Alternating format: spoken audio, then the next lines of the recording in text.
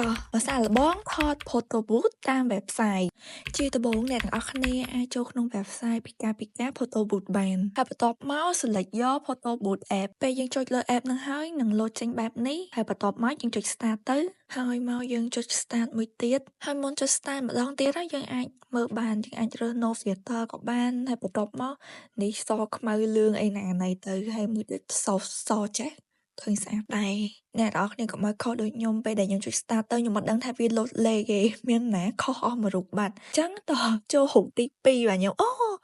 តាមពិតគេថតឯតើស្មានមិនតាន់ថតអូខេបន្ទាប់មកយើងកិច្ចរកកិច្ចទៀងយើងចូលដៃបេះដូងនេះធ្វើអីចឹងណា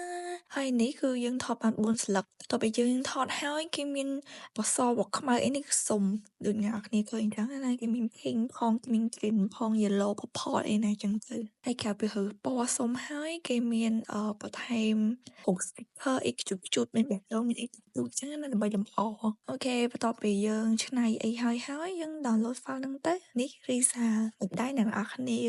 អាចយកបិទដល់ទឹកត្រីបានចឹងក្រោយមានតែប៉ុណ្្នឹងទេបាយបាយអ្នកនរគ្នា